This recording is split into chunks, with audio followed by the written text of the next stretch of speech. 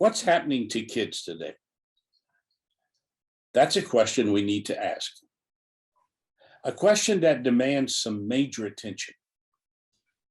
A question that, for me, can no longer be pushed to the side or avoided. I'm Richard Flint, and welcome to Let's Talk Human Behavior. How does life speak? It speaks through words and behavior. What is truth? Is it what you say or what you do? Words are spoken. Behavior is the real agenda. Don't ever forget, behavior never lies. We seem to be living in a world today that has lost its rational thinking. We have this minority that has taken over the voice of the media and are committed to destroying the foundations of what our country is built on that guarantee our freedom. From wanting to remove God and actively attacking the family, there is a voice out there that is committed to ripping apart the foundational principles of our country. They have been given a voice, and that voice is dangerous. In this episode, I want to continue our focus on family, on what is happening to children today. How important is childhood to the development of a child? For me, it's everything. What happens if you take childhood away from children? They lose the learnings and emotional development childhood is meant to bring to a child's development.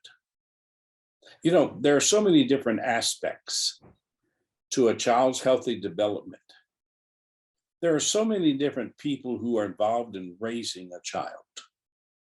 Right now, I want to focus on one group whom I feel are critical to a child's mental and emotional development. I'm talking about the role of grandparents in the development of a child's life. My guest today is Marc Joseph, affectionately known as Gramps Jeffrey, the author of the children's book, I Don't Want to Turn 3. Marc, thank you for joining me today on Let's Talk Human Behavior. Richard, I appreciate you inviting me. Thank you so much. Well, I have been looking forward to this because the podcast that I'm doing on hurrying a child, to me, are very, very, very important because I think that there is damage out there being done to children today. I know my viewers are not really familiar with you, so tell us a little bit about you, about who is Marc Joseph? Who is this Granny Jeffrey? Well, my latest book is I Don't Want to Turn 3. And the reason I wrote this book is, living this past year with the pandemic, caused by this COVID-19 that we all just went through in isolation, except for being able to be with my kids and my grandkids, gave me a special time to watch and interact with these grandkids. I got to tell you what a trip that was. All 6 of my grandkids have different kinds of personalities. The one thing they do have in common is their sense of curiosity and how excited they get, when they do accomplish something. Watching them grow year to year and how they interact with each other really is the basis for my book, because, what goes through a toddler's mind, the parents are so desperate to understand. When does a toddler really understand the difference between, me and us? This book explores how a family finds out that together. As a baby boomer myself, trying to figure out how the world has changed since I was 3 years old, is also part of the story.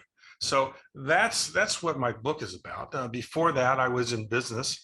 I was an entrepreneur, started a couple businesses. I wrote a business book called The Secrets of Retailing, How to Beat Walmart.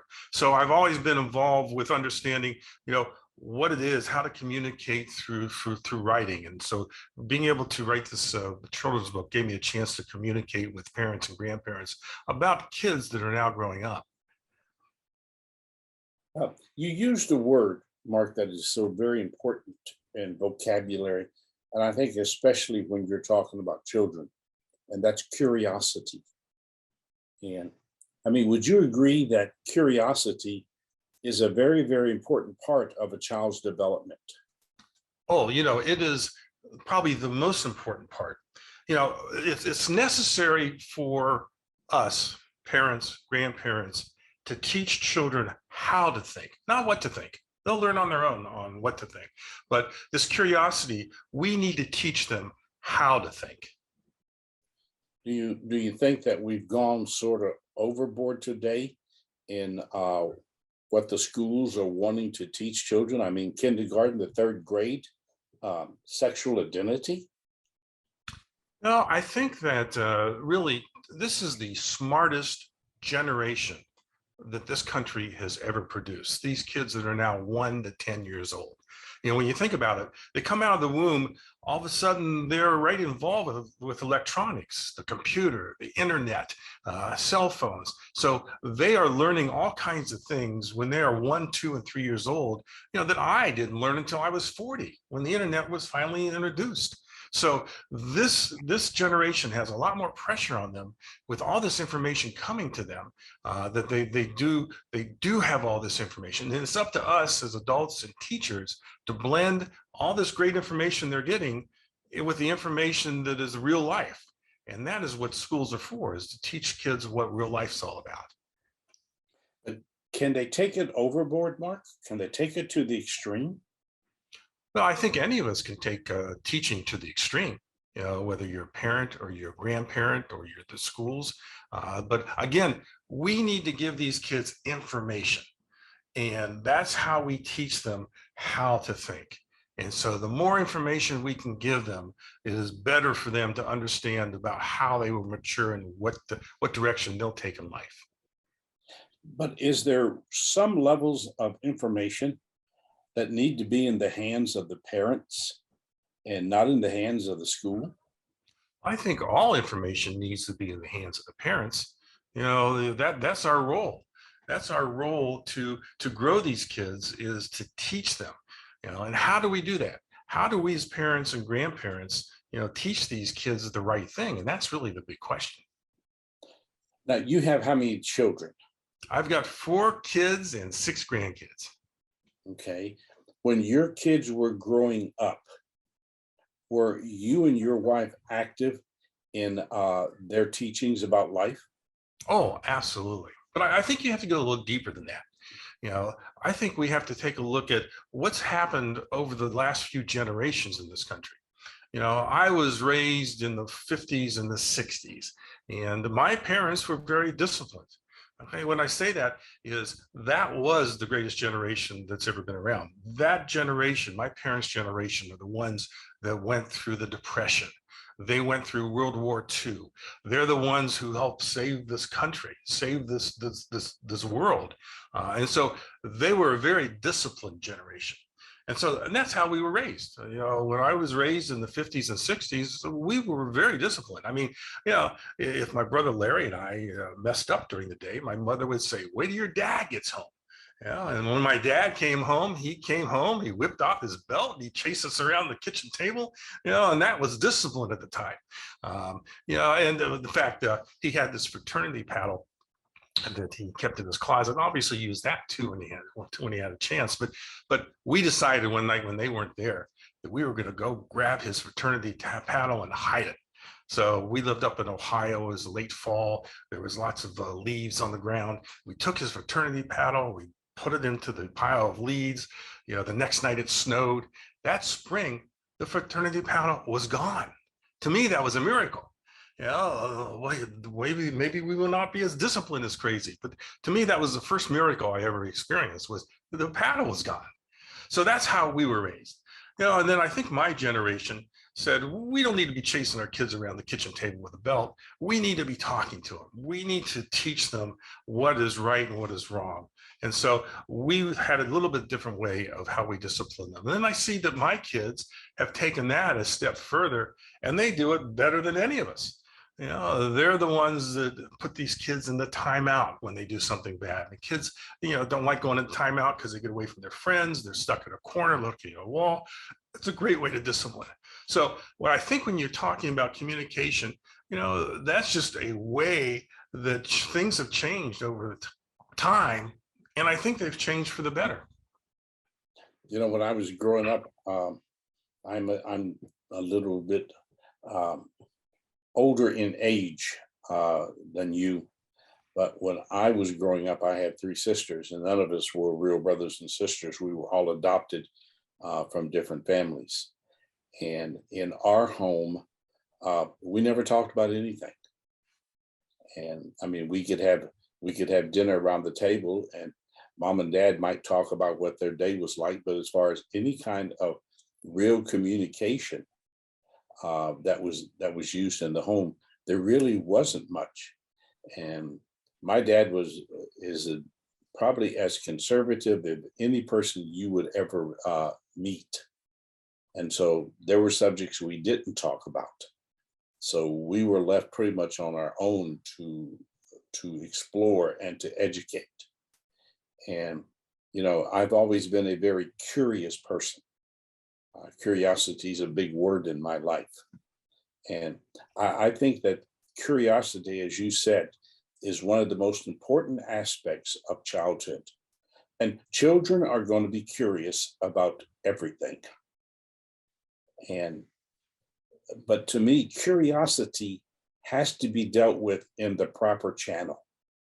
And I guess I just have a psychological problem with the schools taking on a part of the teaching that I think a parent should have, and that's about sexual identity. And maybe it's just me, Mark, but I think a child that's kindergarten, first, second, third, maybe fourth, fifth grade, I'm not sure they're ready for that conversation. I think we should talk about something that you brought up earlier is your parents didn't really communicate with you. They didn't get to you. They didn't teach you, and that really is the role of parents today. And the best way that children can be taught, that children, can start to get that feeling for the different issues, whatever issue it is that you want to avoid or not avoid, is we've got to be reading books to these kids when they're 1, 2, 3, 4, 5 years old. And it's got to be part of their routine. And it's got to happen every single night. I mean, think about it. And again, I'm picturing it as a grandparent. But parents have to do the same thing. When you think about when you read a book to a child, you get about 20 minutes where the child is sitting there on your lap, and it gives you a chance to start to begin bonding with these children. Right? Just picking up a book, having a kid on your lap, you're starting to bond with them, having to spend time together. That's very important when they're little kids. Another reason why we have got to make sure as parents and grandparents that when these kids are 1, 2, 3, 4, 5 years old, that we're reading books to them is because it supports listening skills. Now, you and I both know as we grow older that listening skills are the best skills that we can have. It helps us as we're communicating with people, as we're selling things to people, as we're learning from people. Listening skills is the best skill that a parent or a grandparent can teach their children. And if we sit there and read books to them every single night, part of the routine, they're going to be able to pick up on this listening skills, that requires them to listen to the book. Another reason why we all should be sitting around reading books to our children is because it helps with the cognitive and language development. Again, there's words in these books that the kids obviously don't understand. There's words in these books I don't understand. So, sometimes you have to look them up, but it gives you a chance as a parent to communicate. And it gives you, a place where it's non-confrontal, where you can sit and communicate with these kids as you're reading books, because you're teaching them how to, the cognitive and language development. And another reason is it helps create attention span. When kids are 1, 2, 3, 4 years old, they're bouncing off the wall. But again, you have them sit in your lap for 20 minutes. It helps with that attention span and the concentration and self-discipline. So if we can begin to do that early on in these kids' lives, then over time, they're going to learn how to ask questions. They're going to learn to, we're going to be teaching them, these kids, how to think. They're going to be thinking, and then they're going to ask you the questions, and you will be the parent who answers these questions, even probably before they even get to school. Yeah, I'm a firm believer in what you're talking about with reading. I have a close friend who is a child psychologist, and he and I have had many, many conversations about reading. And one of the things he believes, and I am also a big believer in this, is you start reading to the child before they're born. And I have a couple that I've worked with through my mentoring program. And one of the things that they would do, and it would not just be her, but they both sat at night and they would read to the child that had not been born yet. And the reading for them was also medicine because it calmed them down. And the calmer they were, the calmer the child in the womb seemed to be.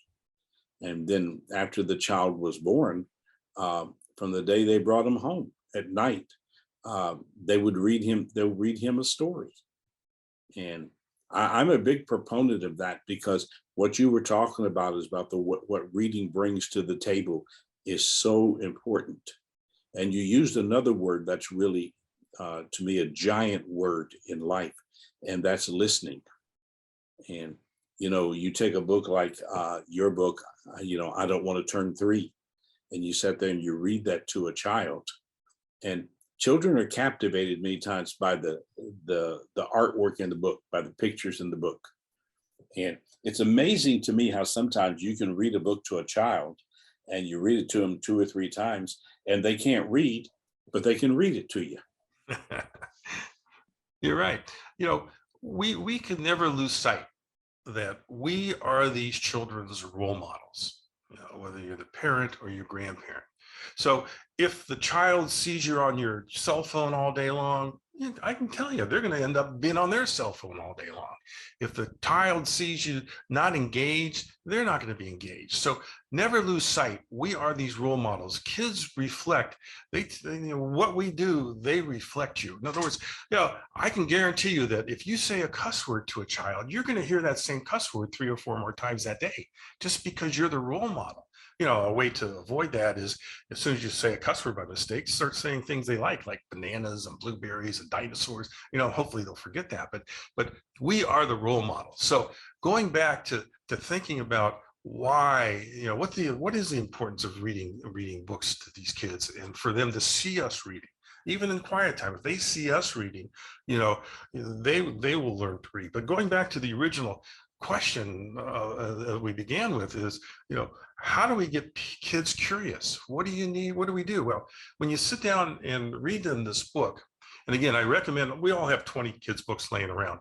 Now, obviously, I want them to read my book, but there's 100 other great books out there for them to read. That when you're ready to read this book to these children, let them pick the book out so they have engagement in this right away. Then even before you open the book, you ask these kids, what do you think is going to happen in this book? Let them start to think. Again, that's what we want them to do. Keep them thinking. Once you're in the book and reading the book, you talk to the kids and ask them, who are the characters in this book? Where is the setting? Does anything in this book sound familiar to you? Is it fantasy? Is it something that happens in your neighborhood? Does it sound familiar to you? And then when the book is over with, make sure you always ask them, what was your favorite part of the book? Much you should be doing at dinner time, like you did when you were a kid.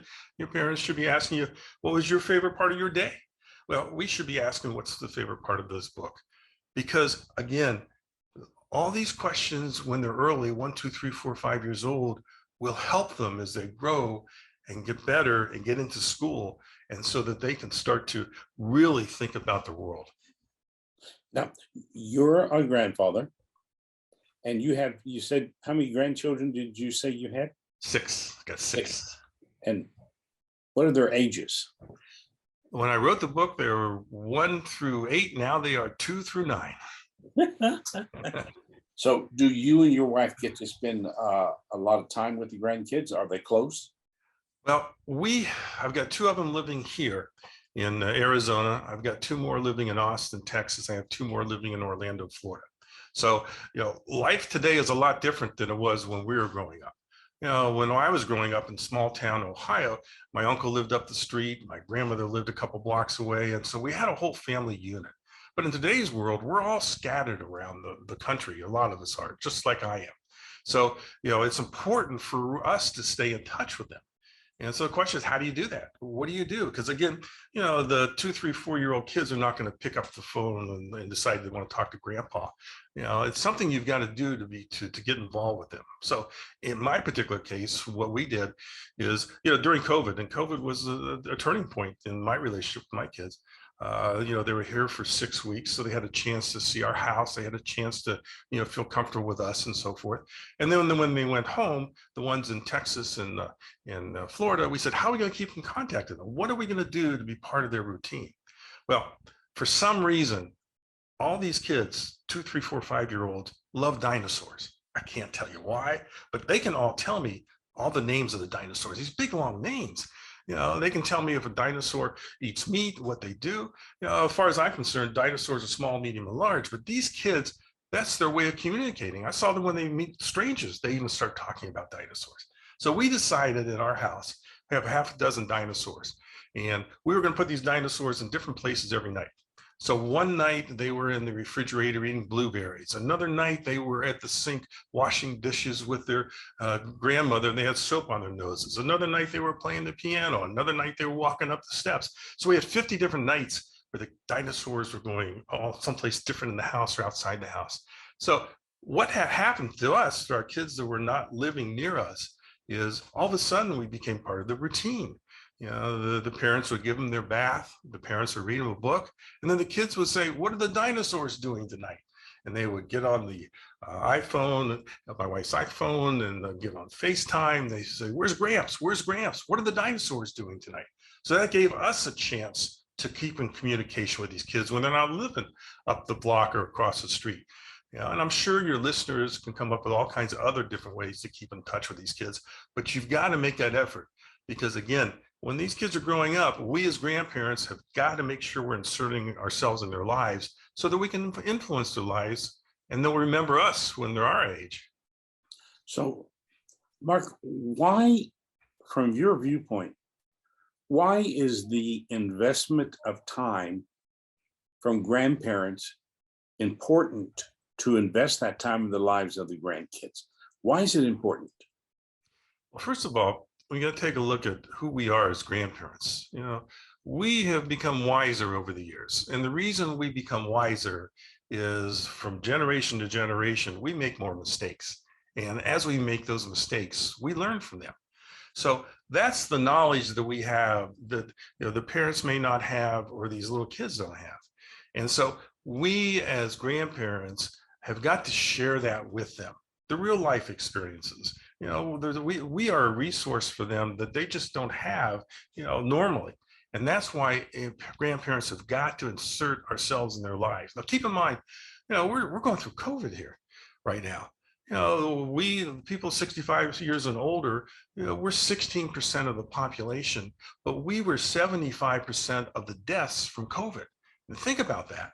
We're here today, gone tomorrow. There's a good chance we may not be here tomorrow. So we, as grandparents, with all this knowledge and all this experience, we have got to make that effort to be involved in these kids' lives because it will pay off for them down the road. Well, and I like what you're saying because I think grandparents offer a calmness to grandkids that sometimes the parents don't have. Because, we live in a world today, and I don't know if it's true with your children, but you've got 2 income families. And so many times in the morning, the child is dropped off at the daycare or they're taken to early school. And, the daycare in some respects is a big part of raising the child. They come home in the evening, they got to do dinner, they got to get the kids bathed, if there's homework, they got to get that done. And everybody's tired. So, evening comes, we go to bed, and next morning we get up and we start the routine all over again.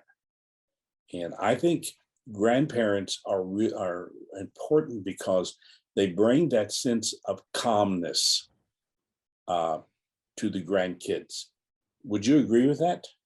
Well, the greatest thing about being a grandparent is you can have them for a weekend, but you give them back.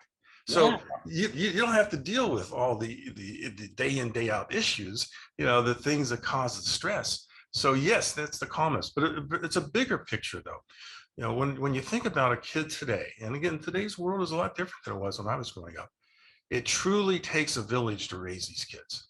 It takes grandma and grandpa. It takes aunts and uncles. It takes cousins. It takes friends, and especially in families that are single families, that only have a mom, only have a dad. It's just, we need to make that time as the village, as the grandparents, as the cousins, to spend time with these kids, because that is what they need to have a full life.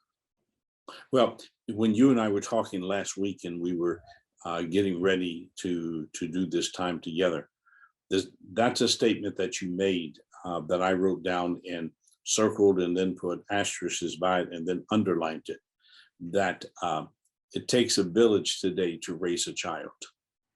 And you're right. Don't know what it was like when you were growing up, but my mother did not work, so there was a parent at home.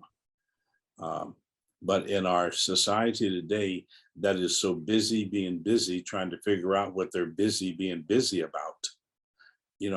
Sometimes the family just gets, it becomes disconnected in its own way. And I'm a big proponent of the word pace. That pace to me is the term of connection or disconnection. And I think sometimes today, the busyness of life takes away some of the quality time that children need from their parents. And sometimes for me, grandparents can then fill that void. Keeping in mind that I truly believe this is the smartest generation, because they have so much information, and it's up to us adults to help them learn from that information and grow on it. Like the basic theme of my book, I Don't Want to Turn 3, is, at what age do you take responsibility for your actions? Is it 3 years old? Is it 13 years old? Is it 23? Or I know plenty of people of my generation that are 63 years old that still don't take responsibility for their actions. That's what we have to also implement to these children, is how do you take responsibility for your actions? What do you do? The theme of my book is, we've got the cousins who are fighting over toys, and finally one of the cousins says we should be giving all of our toys to the homeless downtown, and they all agree, and the mom and dad are the ones who helped facilitate that, but the idea came from one of the 8-year-old Olivia, who came up with that idea. That just happens in my particular family. I'm sure it's happening in every family around the world, that they've got these issues that they've got to address. And so that's one of the reasons grandparents need to be involved, is to help with the mentoring of all these kids. Mark, when you look at your children and you look at your grandkids and you look at their lifestyle, do you see anything that you feel as a grandparent that's missing in the life of your grandkids today? Well, probably the one thing that's missing in most of the kids' life today is the ability to go out and just do things. So in other words, when I was growing up, after school, we would go play baseball and basketball, and we would run around. Now, I don't see that happening as much as it did when we were growing up. And I think that's a real void. I think that we have all got to encourage, and what's one thing the grandparents can do is get these kids outside, get them involved in nature, get them involved with things outside of the electronics and the cell phones and the television. Limit that to a couple hours a day and get them back involved with interacting, because again, we have got to grow as a country. We have got to communicate better as a country. And if we can have these kids outside communicating with their friends during the hours when the sun's still up, that's one thing that we've really got to help this generation do. One of the things that I see sometimes too is children can get over involved. And when I was on the church staff and running the counseling division, I used to have this discussion with the staff all the time, that we talk about in the world of the church, that we need to make sure there's family time, and we need people to understand family time. But yet we had something for family every night of the week. And I used to tell them, we need to cut back on some of this because we need to allow there to be time at home for the family to connect. And I think sometimes we seek to do too much with children. Would you agree? That's a profound statement. I think you're absolutely right. I mean, if you take a look at some of these kids, one night they're playing soccer, the next night they're doing dance, the next night, when is the time just to be you and me and us and talk about life? And so you're absolutely right. Sometimes I think we overload these kids. It could be compensation the parents had for when they were kids, saying, I didn't do enough, I need to have my kids do more. But I think you're absolutely right. They need the me time. Well, and the other thing I think with this is that sometimes, and you used it in a phrase just now when you said it, but I think sometimes parents try to live out what they didn't have through the lives of their children. And they try to involve them in things that they wish they had been involved in. And you talked about this earlier about getting the children outside. And would you agree that the activities that a child is involved in should be a choice by the child and not by the parent? Exactly. It goes back to what we first talked about, that, it's necessary for us to teach children how to think, not what to think. So it's necessary to teach children, expose them to all these activities and let them choose. Because the worst thing you can do is put a child in an activity they don't want to be in.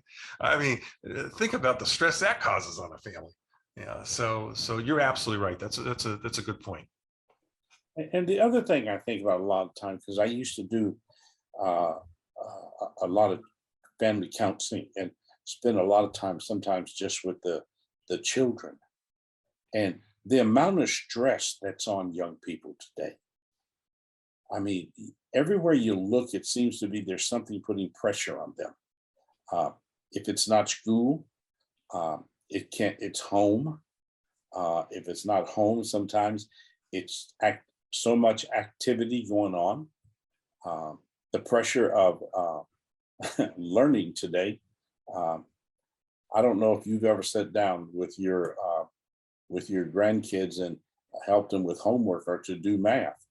I have no grandkids, but I've had parents that have talked to me about that. Even the math today, they can't do. And It's funny that you bring this up because, I'm working on a series of books. The first one is I Don't Want to Turn 3. Then the next one is I Don't Want to Turn 4. And the more you think about it, there's people that don't want to turn 30. I don't want to turn 40. I don't want to turn 60. There's all kinds of subjects for that. But my granddaughter, Olivia, last week, who just turned 9, came to me. She says, Gramps, I got a great idea for our next book. And I said, what is it? She says, I don't want to turn 10. I said, why don't you want to turn 10? And she says, I'm going to have to learn to drive pretty soon. I said, it's 7 years away. Why are you worrying about it now? And then she says, I got to start thinking about what college I'm going to go to. I said, that's 9 years away. Why are you worrying about it now? But it plays back to exactly what you're saying, is that there's stress. All of a sudden, when she's turning 9, she's feeling the stress of these couple of things that she brought up to me. And they probably came from her parents, her friends. But yes, there's more stress in this world than ever before. well, and we know that stress can have such a dynamic effect on the human body. My very first book that I wrote was entitled The Truth About Stress. And in there, we took a look at uh, how profound stress is physically and psychologically on people. And it seems like that, children are not prepared. Many adults aren't either, but children aren't really prepared to handle the stress that they feel. And so in our society today, rather than it seems like tending to back off and give kids room to breathe, we put tags on them, and then what happens? We put them on medication. And, none of this, I think, really deals with the real issue of allowing a child to be a child and allowing a child to learn how to adjust to life rather than pushing them into life and, in some respects, missing childhood. So how do we get everybody in the world to listen to what you just said? Through your books. Okay. Right.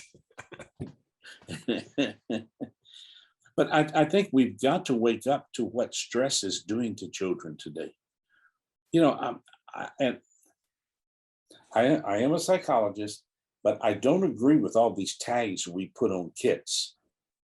That you're AHD or you're all these different things, and that plays with the child, and it plays with their psyche. It plays with their confidence. It plays with whom they see themselves as. And rather than pulling back, it seems like to me, and letting a child be a child, we're hurrying children into adulthood. And we always got to keep in mind that technology is there to help you achieve your goals. And if we start to rely on technology too much, then that puts a lot of pressure on people and on kids. So we always got to step back and say, use technology to learn things and to blend in. But you're right. I think parents are using technology to put more pressure on the kids, and we've got to stop that.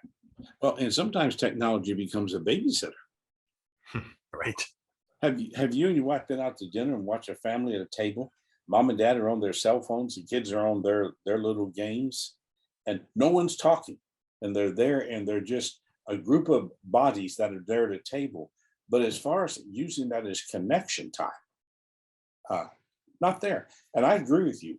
Technology is a tool.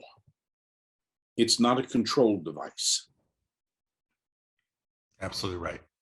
So if you, as a granddad, you saw your kids teaching your grandkids something that you thought was not right or harmful, how would you handle that?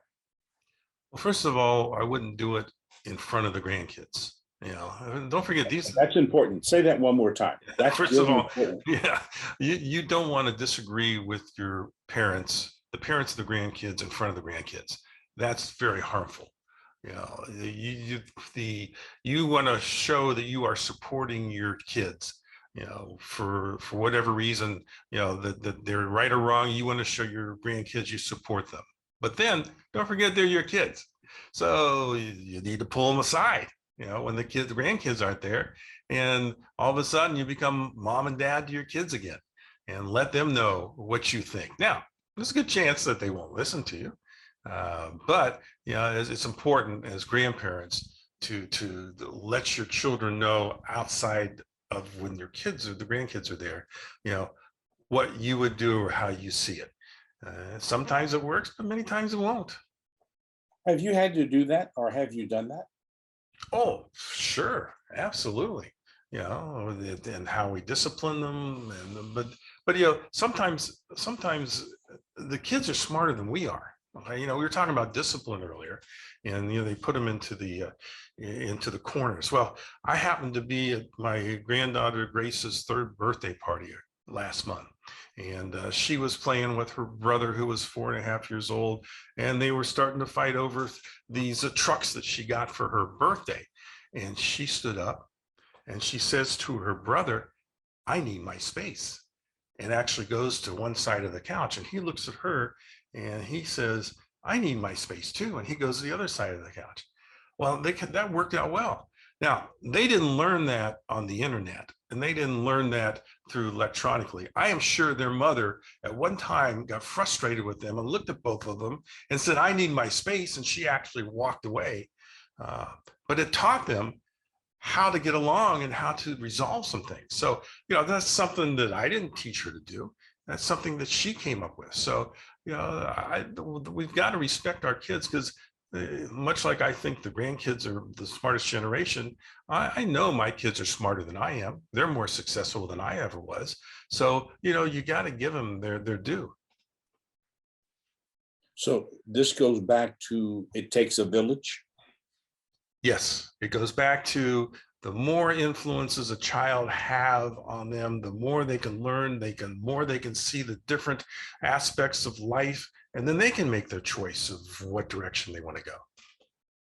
But and a part of this for me also is to have a life for your children that has a balance to it. That, there's time to play. There's time to sit down as a family and communicate. There's time to read together. But it seems like that the family today, going back to this, is just so busy being busy, trying to figure out what they're busy doing, that they're more, in some respects, they're more disconnected than they are connected. So how do we get them more connected? Well, is a big part of that the investment of our time and how we invest our time, and maybe to take a look at how much are we doing, and is everything we're doing really necessary? That's a great point. And the plus for grandparents is they may have more time than their kids have. And so, we have got to, the baby boomers, we're a pretty selfish generation. We did our thing. We said we raised our kids and let them raise their kids, but it's time for us to give back. It's time for us to maybe spend that extra time that our kids don't have because they're running around from 2-parent jobs, and get involved and try to be that role model for these little kids.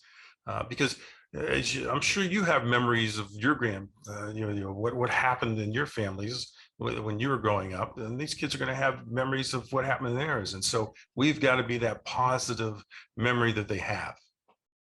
Yeah, my dad's dad was a remarkable man. And anytime that he was around myself or my sisters, he always made time that he had always made sure he had time to sit and talk to us. And, I used to love to listen to his stories because he had such an imagination. He could build a story out of anything. And I think, again, one of the things we're missing, and that's why I like what your book is about, is that children listen to stories. And it's being a child with them and not a professor with them when you're reading a story to them. So I have one final question for you. If you were in front of a group of grandparents, what tips or what advice would you give to them as to how they can have a positive presence in the life of their grandkids? What would you tell them? Well, the first thing is you need to pick up the phone. Okay, the little kids aren't going to call you. They're the 2, 3, 4-year-olds aren't going to say, "Oh, let me call grandma." It's not going to happen. You have got to be the aggressor. You have got to be the one that makes contact. You have got to be the one to initiate it, because over time, if you do enough initiation with these little kids, they're going to initiate back to you. So you've got to create that bond, and that bond's hard to create, but it's got to come from you. It's got to come from the grandparent in the room. Reach out to these little kids. Make sure that they know you're part of their life. And that's, if you start there, then the rest will come. So if someone wanted to get a copy of your book, how would they do it? Well, you can go, it's on Amazon.com and Barnes & Noble and about 100 other sites on the internet, or just come to my site, it's grampsjeffrey.com. And if any one of your listeners want to continue this conversation, please email me at grampsjeffrey@gmail.com. I would love to continue talking about how we can get more involved in our kids' lives. Well, I think that this role of grandparent is so important, and that in so many ways we've not talked enough about it. And I like your idea, and I really, because like I told you, I wrote it down, I circled it, I did everything with it, and that it takes a village to raise a child. But and don't know if you would agree with this or not, but within that village, each person needs to know their role. And in that village, there needs to be a common agenda about, this is the role of these people, these people, these people. so that we're not stepping over each other, but we're walking side by side in the development of the child. Well said. Very well said. And we will put the name of your book, and we're going to put your email address and everything in here so that people can reach out to you. So I want to thank you very much for taking this time with us and being a part of Let's Talk Human Behavior. Now, this is just part of the series that we're going to be doing on hurrying the child. In our next part of the series on hurrying up children, my guests will be Kurt Jordan and Elka Robshaw, founders of the Calm Academy in Seattle, Washington. And you don't want to miss their views of what's happening with children in the school system today, and hear their thoughts on making kids, not destroying kids. So this is Richard Flint reminding you that behavior never lies. And so thank you for taking the time to join us on Let's Talk Human Behavior. And Mark, thank you so very, very, very, very much for being a part of this. Thanks for inviting me.